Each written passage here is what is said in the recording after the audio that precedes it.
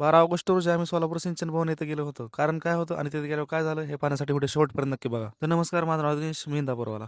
कारण असं होतं की उजनी जलाशयावर अवलंबून असलेल्या हजारो मच्छीमारांच्या हक्काचा प्रश्न होता. उजनी जलाशयातील प्रस्तावित सौर ऊर्जा प्रकल्प रद्द करावा, मासेमारीचा खासगी ठेका रद्द करावा आणि मच्छीमारांचे मासेमारी परवाने पूर्ववत सुरू ठेवावेत. या प्रमुख मागण्यासाठी आम्ही शासनाला निवेदन दिलं आहे. आमचं हे आंदोलन पूर्णपणे शांततापूर्ण पद्धतीचं होतं. प्रत्येक घरातून 1-2 व्यक्ती या आंदोलनात सहभागी झाल्या होत्या. कारण हा प्रश्न एका व्यक्तीचा नाही, हा आपल्या हजारो कुटुंबाचा उदरनिर्वाहाचा प्रश्न आहे. शासनाकडून आमच्या मागण्या मान्य होणार की रद्द होणार याबाबत 20 ऑगस्ट पर्यंत कळवण्यात येईल असं आम्हाला सांगण्यात आलं आहे. पण जर आपल्या मागण्या रद्द झाल्या तर पुढचं आंदोलन आपल्या आणखी मोठ्या प्रमाणावर करावं लागणार आहे आणि त्यासाठी आपल्या घरातील लहान मुलांसह प्रत्येकाला सहभागी व्हावं लागू शकतं. या आंदोलनात आपल्या समाजातील समाजसेवक अक्षयभाई आणि पप्पूभाई उपस्थित होते. अक्षयभाईंनी आपल्या सर्व बांधवांसाठी पाण्याची आणि केळीची व्यवस्था सुद्धा केली होती आणि आंदोलनात सहभागी असलेल्या आपल्या लोकांच्या पाठीशी खंबीरपणे उभे राहिले होते.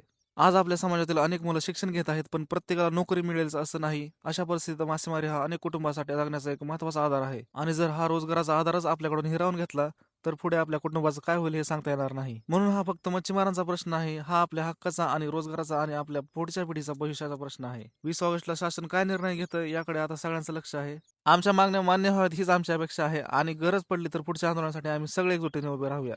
हा व्हिडिओ प्रत्येक मच्छीमार बांधवांपर्यंत पोहोचला पाहिजे आणि जर तुम्हाला हा माझा व्हिडिओ आवडला असेल तर एक लाईक करा, एक कमेंट करा आणि माझ्या आयडीला फॉलो करून घ्या.